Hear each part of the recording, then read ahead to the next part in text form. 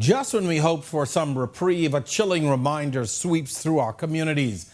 Another 4 lives were brutally taken this week alone.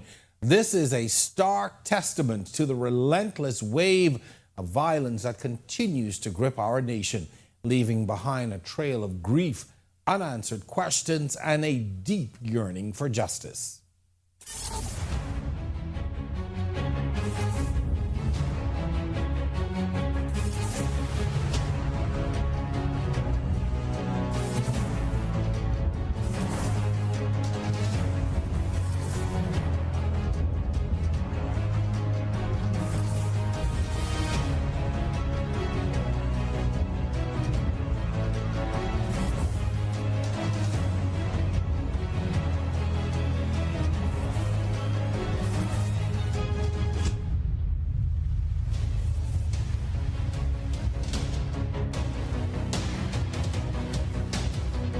Tonight, we draw from the raw and real experiences of those families torn apart by tragedy, carrying the weight of loss but finding the strength to demand change.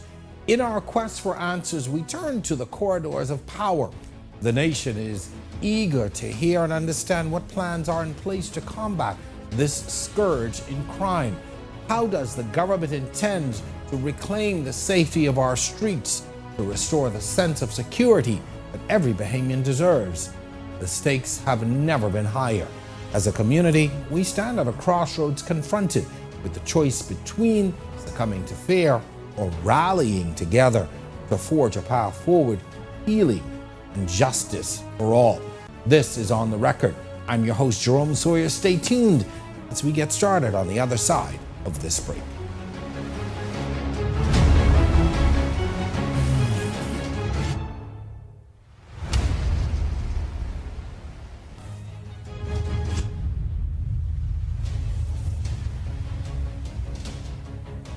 This is On the Record. Our nation is known for its close-knit communities. It's facing a surge in crime like never before.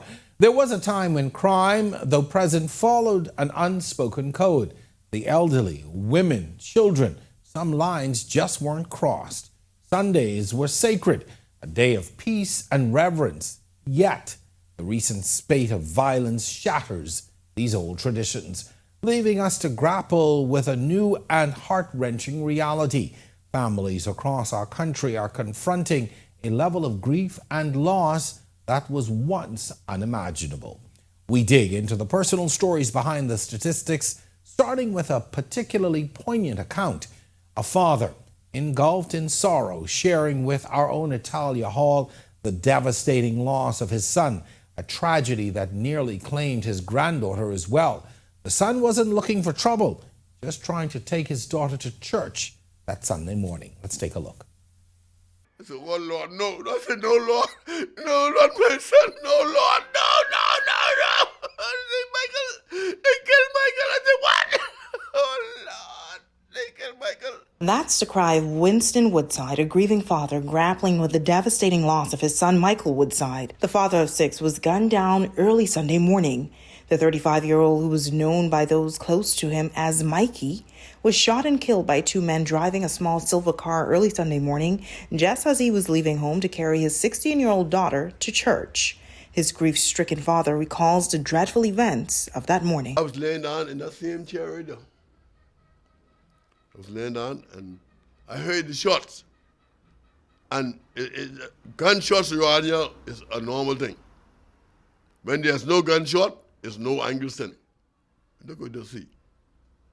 And I go on there and I look.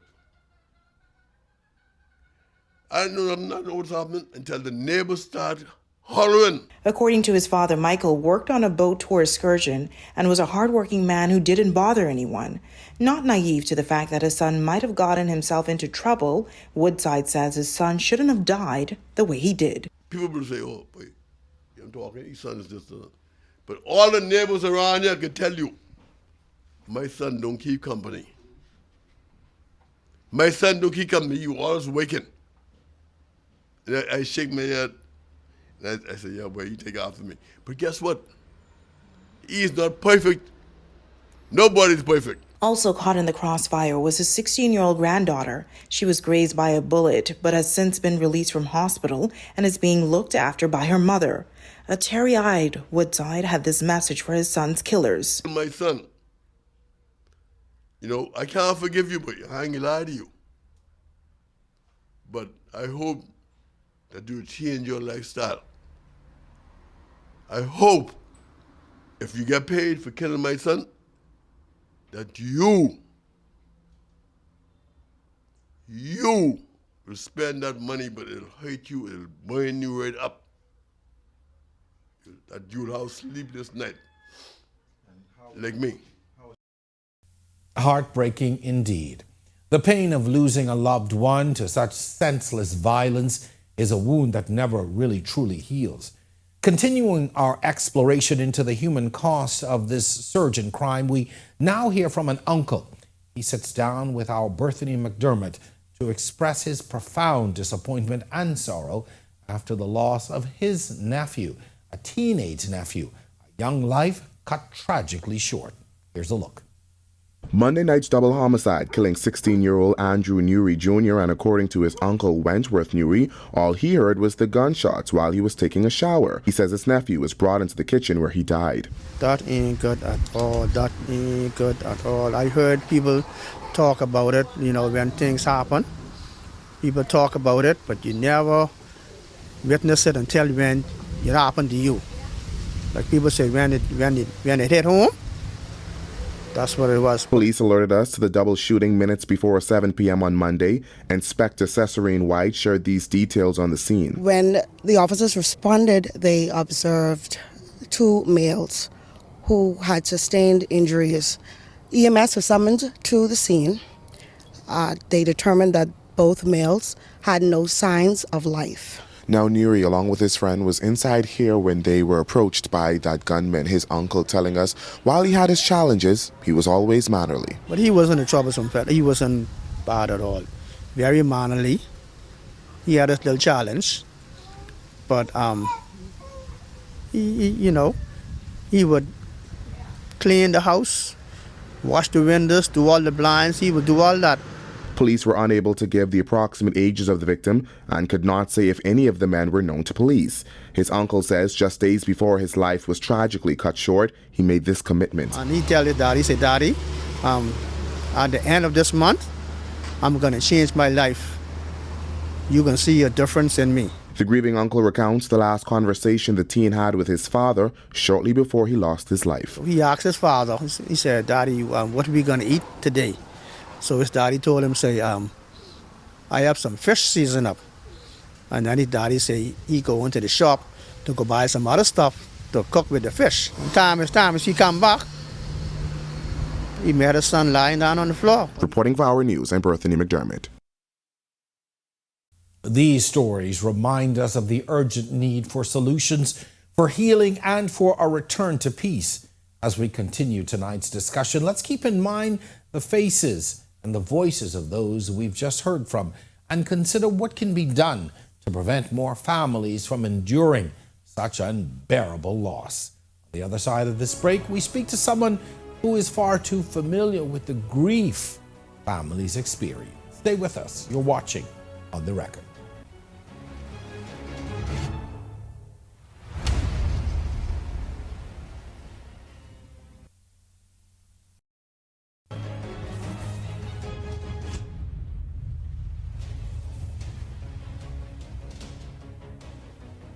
As we continue in our in-depth exploration, our first guest, Khandi Gibson, founded Families of All Murder Victims. This organization stands as a pillar of support for those who have suffered the most personal and devastating impact of crime.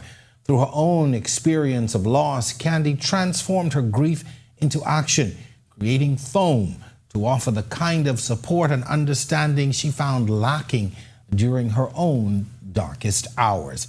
Khandi works tirelessly, providing a compassionate shoulder and much-needed resources to grieving families, helping them to navigate the complex emotional challenges that follow the loss of a loved one to violence. Welcome to On the Record, Khandi Gibson. Khandi, and I go way back, she reminded me from my days at BTC when you founded FOAM. Yes. Welcome to On the Record, but very briefly, tell us, what was it that really drove you to leave a full-time job and start this organization of FOAM? First of all, Jerome, it's a pleasure to be here, and yes, we do go way back. What really drove me is after the murder of my two brothers 8 months apart, but it's the children. People don't understand the children are the real victims. They are the invisible, silent victims, and they shouldn't be deprived because their mother or father was tragically taken away. And so when we would have went to national insurance, my two brothers, they worked, but they didn't have sufficient contribution. And like many other young men and young women in this country, they would work, they don't have sufficient contribution at NIB, or they don't have none at all, which means their children doesn't qualify for survivor's benefit. So their children doesn't get anything from NIB in that capacity. And so with that being said, the children still have to eat. They still need warm clothing. They still need medication. They still have to go to school. We can't put the blame on the government, But if organizations like FOAM step in, we could better help the families. What are the most challenging aspects of providing support to these people who are the victims of crime? Okay. And when I say victims, who have lost loved ones to crime? The challenging aspect, I would say, is, persons, when they're grieving, they don't want to go out. You might have, when you go to CDU, they would give you a list of organizations you could utilize for counseling or whatever. When you're grieving, you don't want to come outside. And so to see families actually just laid off on bed, just in the house, don't want to do anything, or just have to force themselves to go out and reach out for help, I think that's challenging. And also the children, because these children are now have to face a world without a daddy or without a mommy. And then some of the kids, they never know their father were because their father got killed while their mommy was pregnant. And so that within itself is challenging for a child. You relate to me the story of a dying teenager and what he said to his mother. That still sticks with you today. Yes, and that was like some 7 years ago. He was 16 and his girlfriend was 14. And he told his mom, take care of my baby, yeah? And Jerome, even when I still think about that, that still is like bring tears to my eyes that, hey, he was only 16, but he he left his girlfriend pregnant and he wanted his mommy to take care of his baby for him. And my question always is, Jerome, when these fathers get killed, who is going to take these kids further than their father did? And that's my next question. What would happen to that baby who could now be 7 or 8 years old, left to a teen mother and without a father? Not specifically, but what is the fate of children, in that situation? Sadly, like people say, Jerome, it starts from the home. Yeah, it starts from the home, But Jerome, when that child comes to the environment of home and goes other places, he still transitions back to home or in that same environment. So which thing becomes of him? Without the proper counseling, strong-minded family and friends, parents, what else could come of that? And that's, I am tired, Jerome, of saying father, first grandfather, father, and then child murdered, or grandfather, father, and then child in prison. It's sad, and people say, that it goes back to the Bible, generational curse is real. These families operate in generational curse, and that's why I would ask the church, not saying that they're doing a good job, they're doing an excellent job, to step in. When you come and pray, let's break those generational curses. So in the shows that we have done in the past weeks here, we have spoken to organizations that are trying, whether it's through funding, just trying to break the cycle in terms of helping with careers, jobs, whatever they're doing.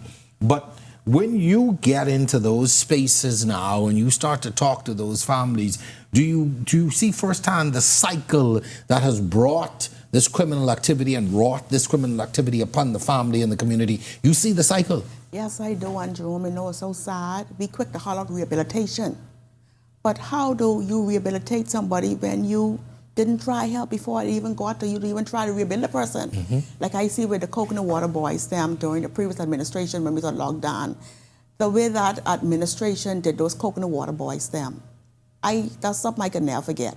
Because, okay, they were wrong for going on the street selling their coconut water or a business license, but you haul them before the court. Some of them went to jail.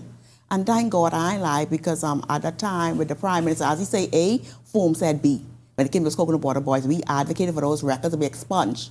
You know, we advocated for the record to be not and void on their police record and so forth. And they were locked up, and then we were able to go ahead and secure monies to pay their fines before the court. Right. And then we partnership with the Minister of National Security, Mr. Wayne Monroe, who was head of something called the Justice League. So every time the Coconut Water Boys get locked up, call Khandi, call Khandi, call Khandi. So they would then call me, I would then reach out to him, and then he would then send an attorney down to court to represent them.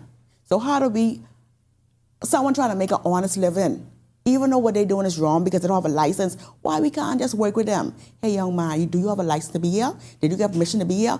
Okay, we ain't gonna just shut you down. We ain't gonna do this. We can help you get this stuff. Send someone to get the license. You understand me? Like, we have to learn to help. Are is that continuing? I get the point, and they were wrong, but they're back out there selling. Yes. Others are doing. Are we doing things as organizations to ensure that the young people who are out there who are trying at least are abiding by the law? Is anyone helping them, taking them by the hand? Because if you don't know, you don't know. You set up and say, listen, I got mangoes to sell, I got peppers to sell, I can set up and sell them. But is any organization, any group saying, hey, in order to be here, you need to do these things, and you can't charge them $500 for business license? I know during COVID, I had Miss Anastasia, I can't remember last name, another organization, SNL, another organization. They partnered with me during the COVID-19. They were helping those Coconut Water Boys get their license free of charge. Then we also had, I can't remember his name, but he's from the F&M Torchbearers. He was out there with us, and he paid for the guys something to get along with him. And Mr. John Knowles, they paid for the guys to get their Ford handlers permit. So they were able, I think it's $10. So during that time, we were out there, we were really fighting for them. We had persons on board, but now it's like... You said something during that time? Yes. So now what? Now what is correct, and do bear in mind, FORM is families of all murder victims, but because of the social in our country, FORM is now an octopus with many different arms. If there's an issue, Khandi Gibson. If there's this, Khandi, job, Khandi Gibson. Abuse, Khandi Gibson. Housing, Khandi Gibson. Arrest, Khandi Gibson. You say that, but take our audience through the two. Just as you were getting ready for this show, there were two things that came to you on your phone, two issues that you have to leave here now to try and go. So I just want you to share, without going into too much details or too many details, just two instances that you have to deal with today alone. Yes, there was I got a call, the massive violence victim boyfriend beat her severely this morning. She's on her way to work, the two kids in the car. I got a call, she has nowhere to go. Got to deal with that. Then I have another guy, someone reached out to me, you can reference him. He's ready to take his life because he was staying at a shelter, he has no ID and don't have a job. And Jerome, I'm piggybacking on this, Jerome, I want to say this. The other day I posted on my Facebook page, on my WhatsApp, 50 young men needed to work at skilled labors. Jerome, up to that was like 2 weeks ago. We got to 50 persons. Up to this day, my phone is still ringing and people messaging me about the job. So young men want to work. I even have the picture on Facebook and all. I'm standing up. I went out to the site 6 o'clock one morning to meet them. I'm taking them. They sent me, and I posted the post on my page like 11 o'clock that night. Jerome, I was up until 2 o'clock in the morning taking names, NIB number, passport number. I went there to meet the guys 6 o'clock that morning. Jerome, I was marking the names off the list. There's so many. You took it upon yourself to do this? Yes. You? Yeah, because I'm not getting paid to do it, but because I see the need, and I'm not going to lie, Jerome, I love to see young men out there working and hustling rather robbing and killing. So, you said it right there. It just and again, it keeps coming back to, we have a underclass of citizens who are turning to a life of crime because they cannot take care of themselves. And that's the truth. And people misplaced, man. More open access, sir. Right now, that exercise is completed. What I will do for you is I will keep your name, your contact, and your information. So when the exercise do open again, or there's something else become available, I will then refer you to that job. And so up to this morning, I'm still getting calls and messages where people interested in the job but only ask 50 persons. And so we must understand too, like persons looking for job. They want, and I make sure stimulated. If you're affiliated with a gang, no need to apply. You understand me? And the amount of people, Jerome, I'm telling you, Jerome, that reach out to me is unbelievable. I like what you said, if you are affiliated with a gang? Yeah, don't need to apply. Because I ain't trying to get caught up in no stray bullets. I good, I cool, and I didn't too. I went out there, took it upon myself, went out at 6 o'clock that morning to make sure they showed up. And Jerome, you see me ticking off, what's your name? Ticking off the list. And I was like so impressed, Jerome. And top of Jerome, I still had to pay someone $100 to take them from where they was out to the site for them to get employment. So you had to pay for them to get to the job, yes, out of pocket. You understand me, Jerome? But I don't have no problem with that, Jerome. The mere fact that we have young men want to work, that's good, because at the end of the day, they could be picking up a gun. They could be doing a crime, but they want to work, and that's good to take care of that family. That's good. So you started out this organization trying to help the families of murder victims, but you really have become a social services entity in many ways. Yes. When you see, you pick up the newspaper, you turn on the television, or you look on Facebook, and you see all these murders, you see all these crimes, you see this growing trend. I mean, we're in double digits, about just the third month of the year. You see that. What does that indicate to you? What does that say to you when you see what's happening, particularly on the murders and violent crime side? Jerome, that states to me that's another set of family broken. That's a community now. It's broken. That's children now, mother, fatherless women. Now, we just had 2 women killed, like in last month or month before last. That's a lot. People must understand. We don't take mental issues serious, but mental issue is serious, because I have a young man, whenever he see a certain color that his brother wore, he flips out. Really? I had a young man, a color. I had a young man, his twin brother got killed, and he kept ambulance. So people don't understand. I have mothers who've actually give the ghost and just had no reason to fight no more. They're now dead. They develop cancer, diabetes, heart problem. I have mothers now who want heart pills. So people don't understand what families go through. Like I tell persons often, the real victim isn't that one on the ground. No, the real victim is us. The real victim is the children who are left behind, now have to navigate their journey of grief through life without, hey, my daddy was supposed to take me to my first PTA meeting, or my daddy was supposed to buy me my motorbike, or my daddy was supposed to buy, or my mommy was supposed to do this for me.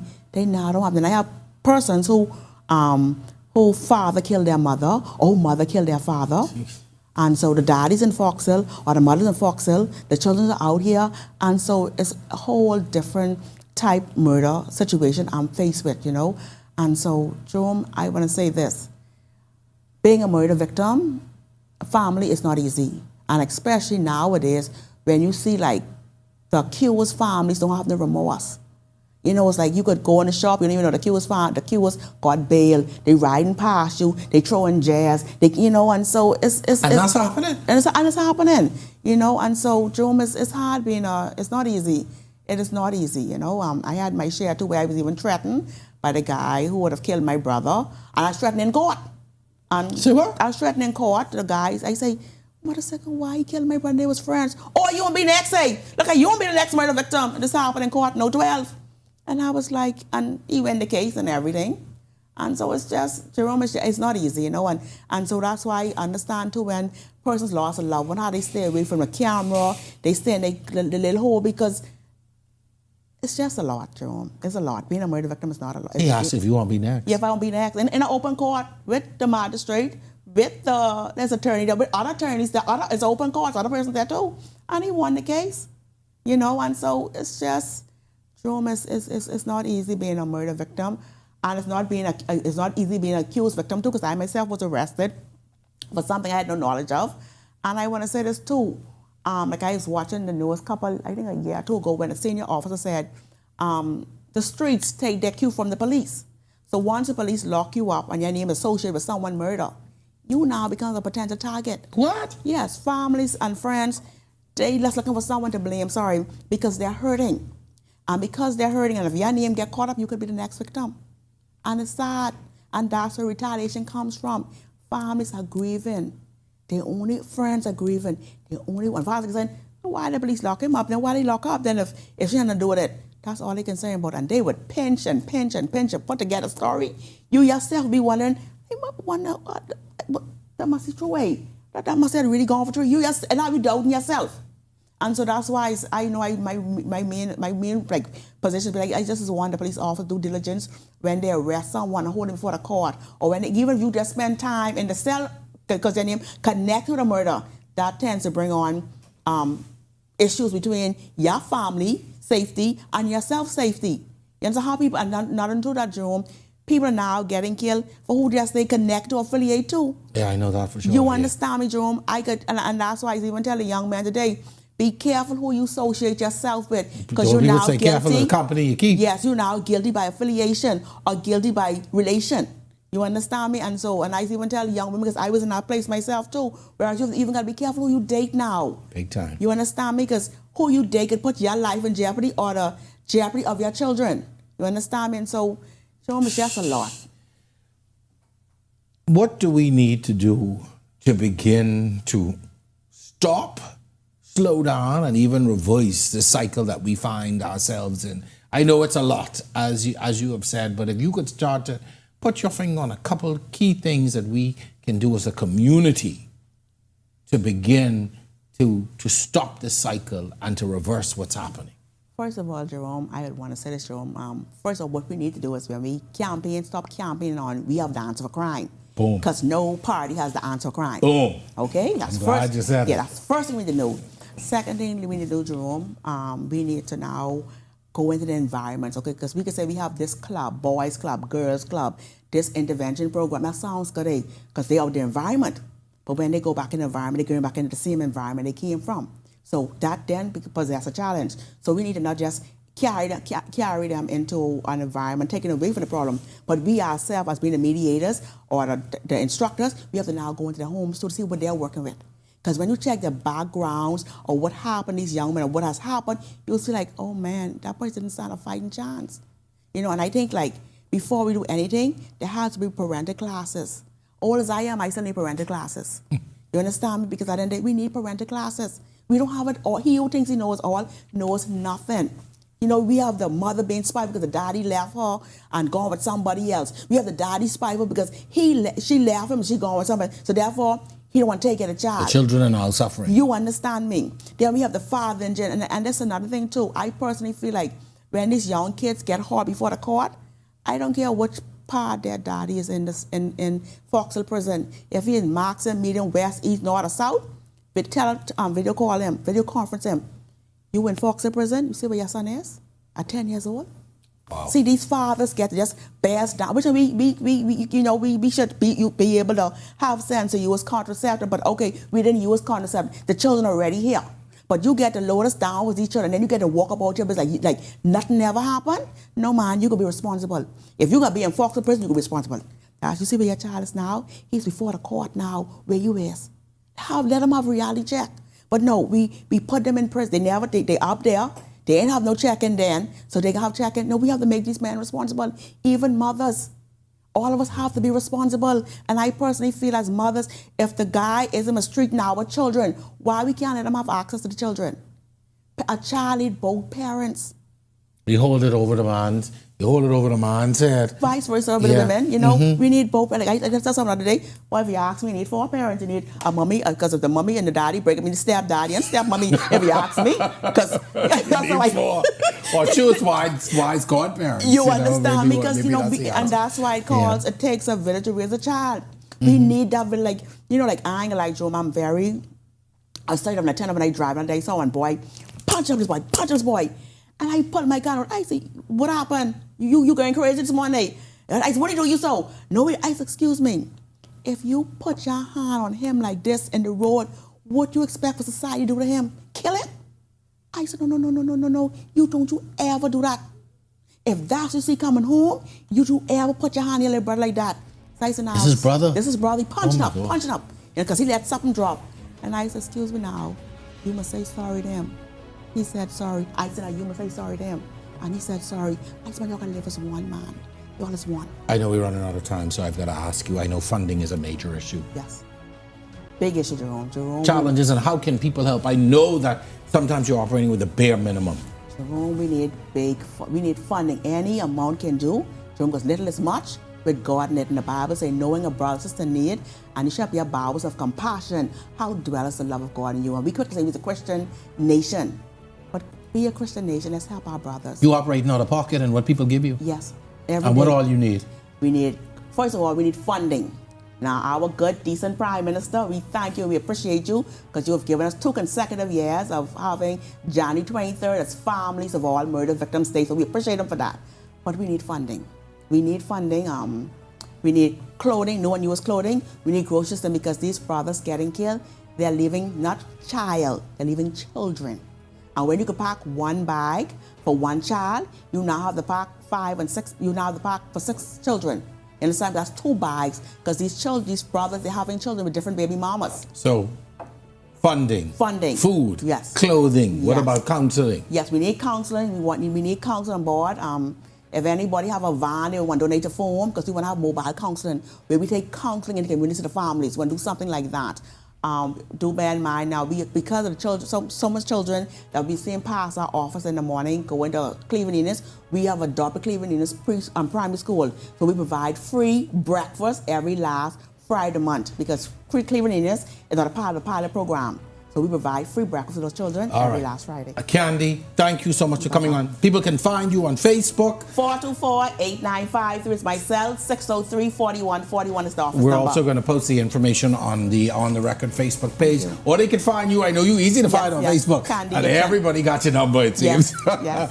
Khandi, God bless you. Thank you. For the work that you are doing and the families you are helping and the individuals' lives you are touching. Imagine where our country would be without you and without foam. So we wish you all the best, and whatever we can do, we will continue to do to spread the message. But again, thank you.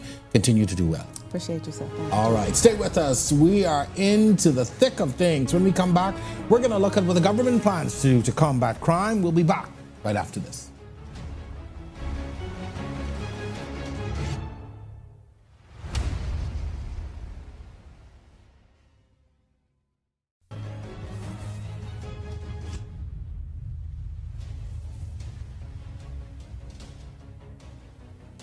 It's a critical time for leadership, for decisive action, and for clear communication from those at the helm of our country's future. This brings us to the heart of our discussion tonight. What is the government's stance on this surge in crime? And more importantly, what are the concrete steps being taken to address it? To provide answers and shed some light on the government's efforts, we're joined by Latrae Rahming. He's the Director of Communications for the Office of the Prime Minister. We'll explore the government's approach to combating crime, addressing its root causes, and of course, rebuilding the sense of safety and community that forms the bedrock of our society. Welcome to On the Record, Latrae. Good to have you here with us. Thanks for having me. And as you pointed out, this is your first time here, so we're happy to have you. Yeah, first time in the studio. First time in the studio, so we're happy to have you. I know you've got a tough job. Anytime you have to communicate on behalf of the government, it's a really tough job. But let's start out by taking, I guess, our audience on just where we are in terms of what are the government's plans in combating this surge in crime. We've heard from the Prime Minister in a national address. There has been legislation brought to Parliament, but the crimes continue. I mean, that is there's no running away from that, and the concern to the people continues. So, overarching, let's talk about government's plan to combat this surge. Thanks so much. So we recognize the challenge with crime, particularly in our country, is being driven and fueled by a number of things. One, we know that there is a continued trafficking of guns from the United States. We do know that we have not a broken judiciary, but a judiciary that's not moving as efficient as we would like it to. We also know that there is a lot of proliferation in gang and the proliferation of gang recruitment of persons in the high school area. And we also know that there's a huge challenge on the issue of conflict resolution, which is fundamental to all of these issues, our inability to adequately address our differences. So when you look at that, the government have a 5-step approach to dealing with the issue.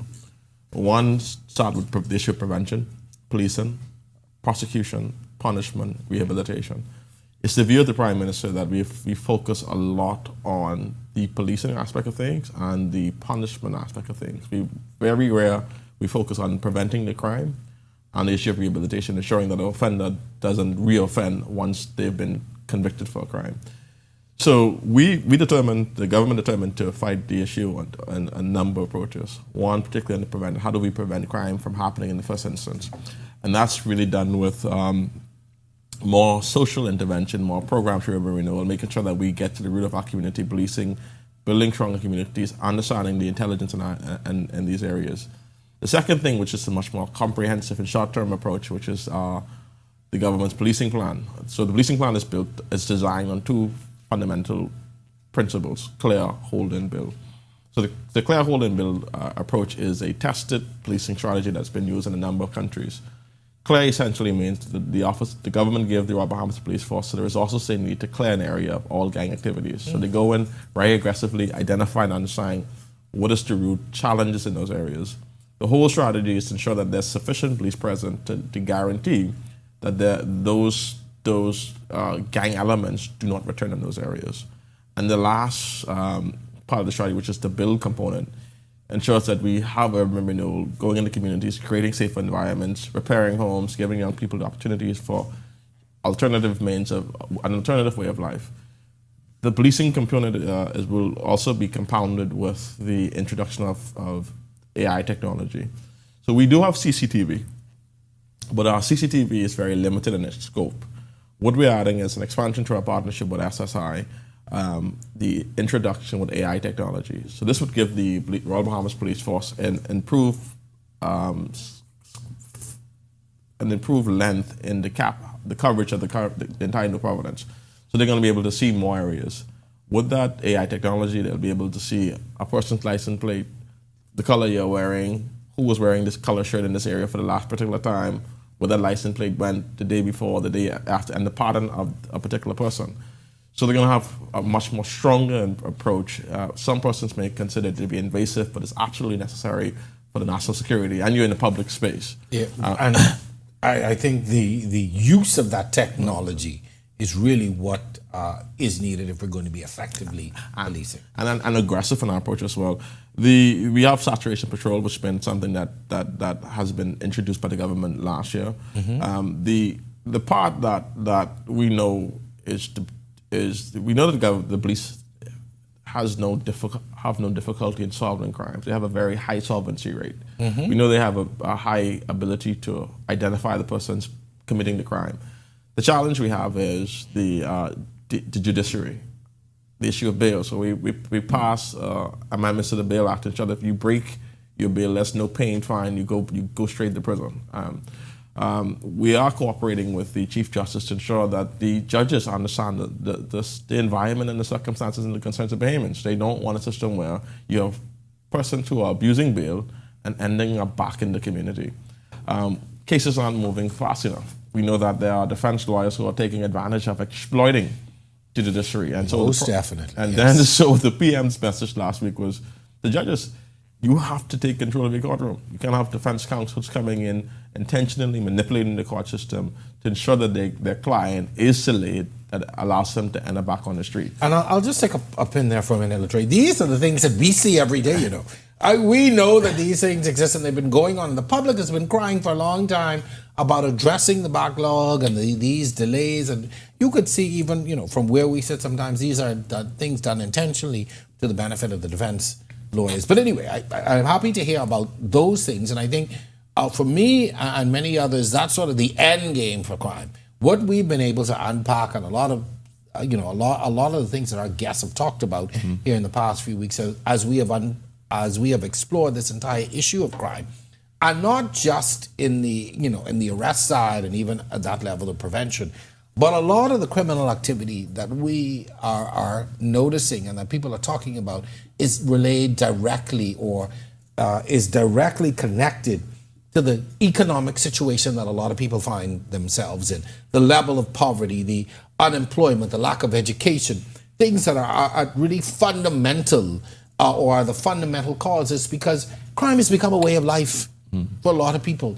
And you talk about gangs, and we've heard people from the community say to us that you're able to lure young men into a life of violence and crimes with gangs because of the situation they find themselves in. One parent, a home with multiple siblings, you've got to do things to help mommy out, but you don't have the proper education, you can't get a job. All around you is the proliferation of violence, and so automatically you fall into these traps. So while we look at providing the police with more resources and using the technology and even improving the efficiency of our courts to deal with the criminals, Is there a focus, or is there some consideration now on addressing the poverty, the unemployment, the lack of education, which really helps to build those criminals from children? So if the government's approach to crime, which is whole of society, whole of government, really focus on dealing with the root causes of crime, right? Like we understand that there are the proliferation of social ills. On the issue of education, the Ministry of Education is diversifying its approach, ensuring that the standard way of education may not be applicable to everybody, and to give young persons the opportunity to pursue a vocational training. We understand that we need to bring on more youth programs to ensure that our young people have the ability to properly have alternative in the usage of their time. So we're investing in the National Youth Guard that calls for the training of young people, which is the pathway to a larger national youth service. And so we were talking about how do we reintegrate urban renewal in the community, deal with afternoon classes, repairing homes, providing job opportunities through bridging it through the Department of Labor. So what has been the challenge in our country is the inconsistency of public policy, and that inconsistency of public policy stems from the fact that we constantly change government. So and change focus. So the PLP's approach may be community-driven through urban renewal. The FLM approach may be let's use tax incentive and over the hill program. And so these are two fundamentally different approaches. So if you're changing government every 5 years, the policy approach will be different. And so the policy won't have time to sufficiently materialize in a way that it calls for changes in behavior. So we identify what the challenges are. We identify the mechanisms and to provide preventions and to ensure that we double the funding for social programs, ensure that we put police back in the school, ensure that persons have access to training opportunities. We do all of these things. But if you really want to see the measurement of those policies, there have to be some consistency in the implementation of those public policies.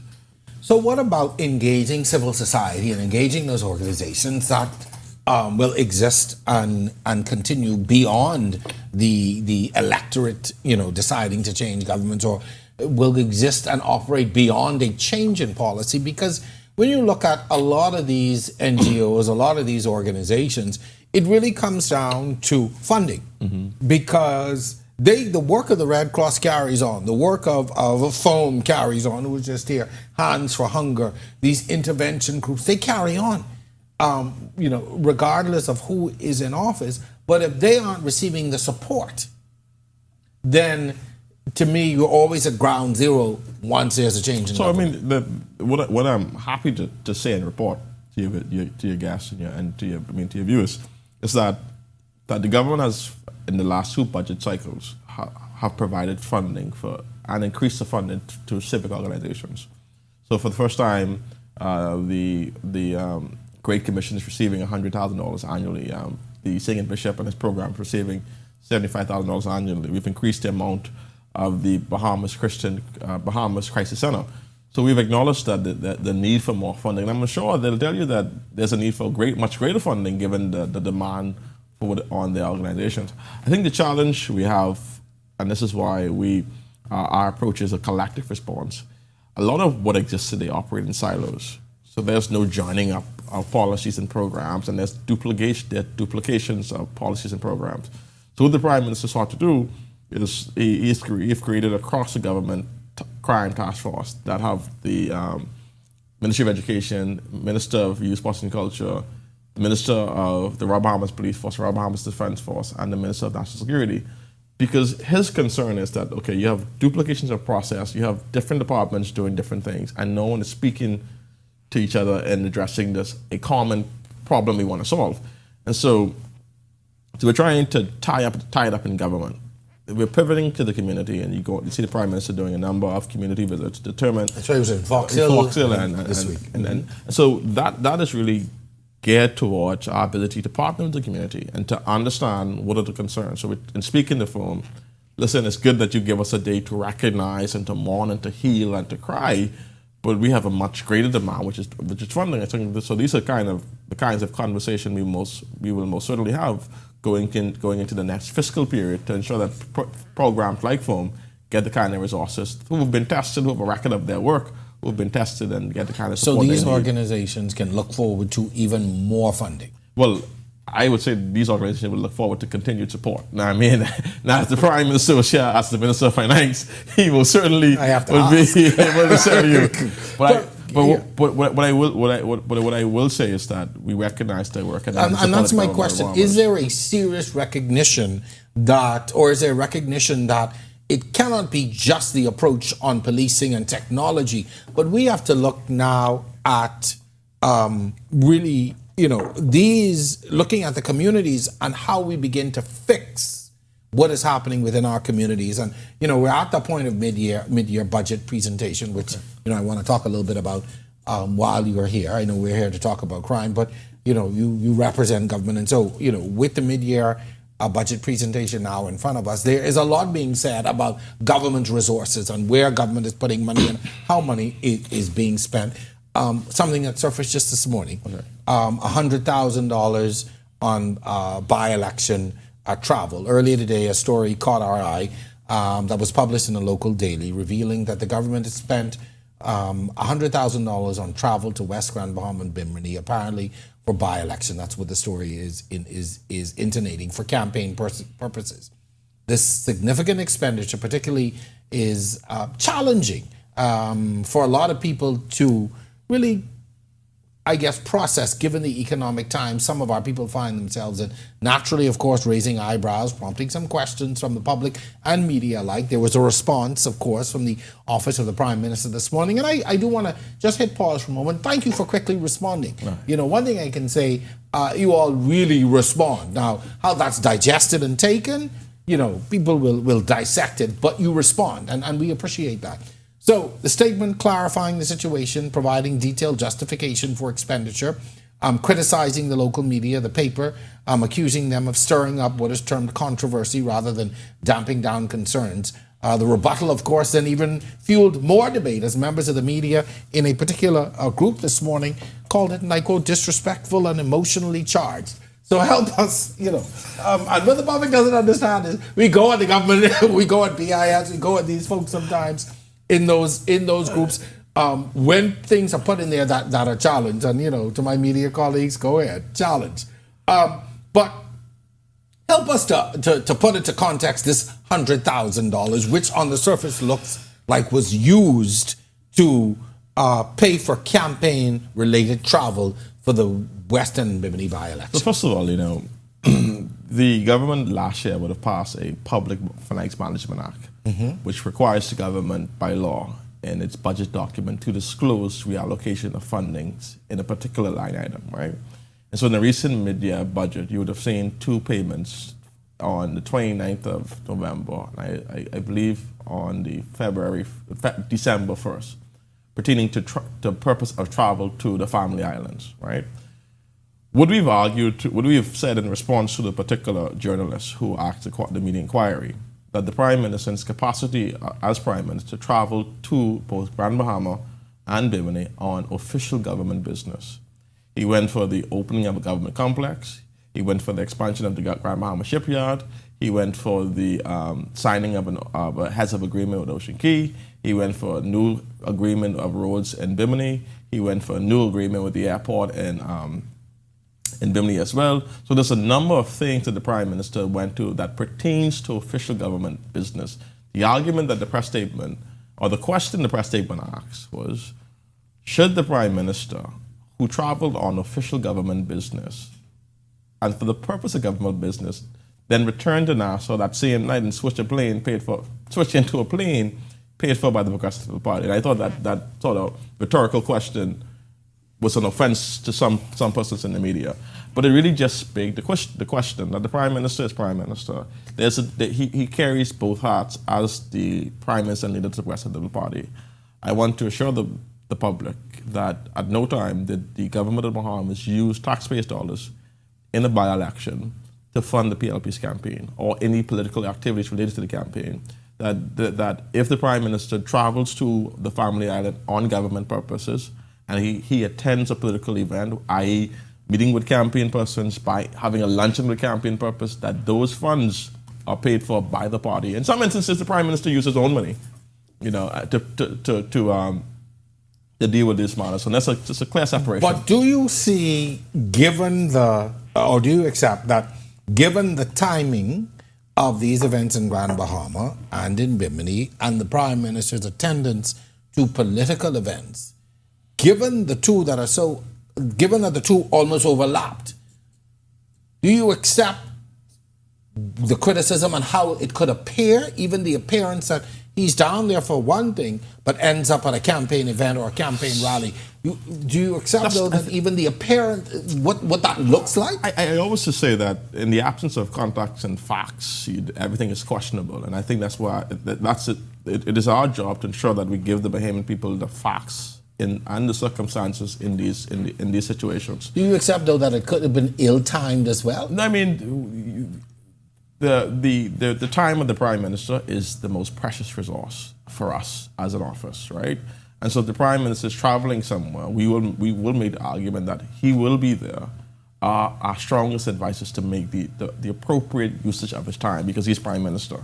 And that's a finite resource that we have to manage, right? So yes, they will try to maximize him. If the Prime Minister go on any family island, and they try to maximize him being there. And sometimes in that maximizing the time, it may end up going to his second hat, which may be for a political meeting somewhere on that island. So I'm most certain in this circumstance, during this period, there was a duality of circumstances, the Prime Minister being there and the political organization seeking to maximize his time whilst he's there. And to be fair, Latrae, this is not the first time this has happened. I just want to be very, very clear. I've traveled with Prime Ministers who have gone on official business and transitioned to party business. I just want to be fair. However, even during that period, we saw, as one member of my team put it, the entire cabinet of the Bahamas, supporters, party revelers, I call them, who come to these events. Who paid for the travel of those individuals? Well, if the minister traveled to the family island, or cabinet minister traveled to the family island, I know that there was a cabinet meeting, so they would have traveled. Their purpose for that meeting was to attend a cabinet function. If party supporters travel to for political purposes, that is a bill that is fitted by the organization, right? I also want to put as a matter of context that government travel requires the approval of a financial officer in a government ministry, and the purpose and intent of that travel and who is traveling along with the minister or government official have to be spelled out. And that public officer have the responsibility on behalf of the Bahamian people, which in most circumstances they do really well, to say whether this trip and the expense, our taxpayers' expense, is justifiable in the circumstances. And so for persons who may doubt that there are mechanisms there exists a system to protect as best the commingling of activities. So at the end of the day, the public officer is held accountable. Yeah. Okay. And if it is found that travel that's presented is for political purpose, that can be denied? In what circumstances? If it is found that the public officer is presented, let's say a PS, is presented with a travel request, he or she is in a position to question that, correct? Yeah, they have and that can be denied based upon... If they don't feel like the purpose of the travel is justifiable in government business, it can be denied. But what about the minister who pick up the phone and say, PS, I need you to approve that? Well, and the laws are very plain on what should happen in those circumstances and who's responsible. And I hope that, and I think there's an expectation that ministers know their responsibilities and where those responsibilities end, along with public officials. All right. So, again, that 100,000 reallocation. And I think that, how do we justify? I think that we justify it by saying this: that the Prime Minister of the Commonwealth of the Bahamas traveled to the family islands to promote the progress of those islands and their environments. Talking about an expansion of an airport that's going to really speak to the touristic product of Bimini. Talk about the expansion of Ocean Key.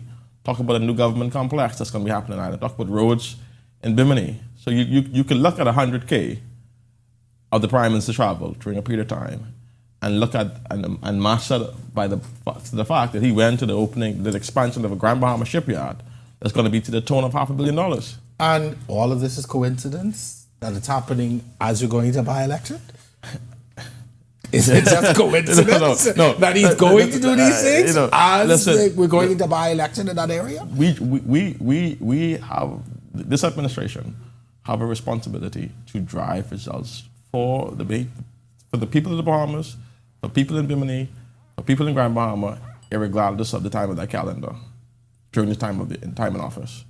And again, to be fair, I just want to be fair. Does he know? This is not me. I just want to be fair. But you here, and I have to ask you because, now the proverbial ball is in your court and your administration is in. And so it looks the way it looks to people. Yeah. I ask based upon what I have to say. Very quickly, I know we're out of time. Another issue that has come up, and I know that you have spoken to it, is the issue of this 30,000 reallocation for the late O.B. Wilscomb's funeral, and that money being reallocated from the National Commission for Persons with Disabilities. You accept how that looks on the surface and why people are angry? And I do understand the concern. I just wanted to make clear, under no circumstances that funds that were intended to go to disabled persons were taken from them. I also want to make clear that the government of the Bahamas increased the amount of budgeted to the Commission based on the way these matters work in the technical world and by technical officers. They identify areas of savings in these ministries. I also think it's important to note that he was a sitting minister, that his payment was shared between the Ministry of Tourism, Social Services, and Urban Renewal. Bahama came in and they provide the venue for the event free of charge. And so I do recognize the challenge that some persons may have. I do want them to know that at no time did the government of the Bahamas take funds intended to go to disabled persons for another purpose. The Commission has spoken yesterday, I think it was a story carried by Travis Carroll, saying that their work has not been hindered and they have not been disadvantaged. We carried it on our news last night as well. And we want to assure the chairman. We want to assure the people of the Bahamas that when persons come at this government, the expenditure of the government in this period, one of the expenditure items that have increased by 44% is assistance given to Bahamians who are vulnerable during this cost of living period. Latrae, thank you very much for coming on. I know we have a whole lot more we could talk about. We came on here to talk about crime, but certainly I couldn't bring you on and not, they'd have my head if I didn't ask those questions. And thank you. We started this by saying, that we are always happy when the office of the Prime Minister responds, because we have lots of questions that things arise, and I want to thank you and your team for the job that you're doing in responding. Now, however people take those responses, it's really up to them, and sometimes it depends on who's listening in. But thank you for responding, and thank you for the work that you continue to do. Thanks for having me. And listen, it's an open invitation to come back. You say we ain't never invite you, so I want to say, Latrae, you are invited back. All right? Thank you. Thank you very much. Folks, thank you again for coming in tonight. We hope that that this show has been helpful to you. We want to extend a heartfelt thank you to both of our guests for joining us and sharing their insights. The path forward requires a collective effort, a partnership between the government, non-governmental organizations like FOAM, and importantly, each and every one of us as members of the Bahamian community. Please stay safe out there, look out for one another, and let's all contribute to the positive change that we wish to see in our nation. Thank you for joining us. We'll see you next time right here on The Record. Good job. Thank you.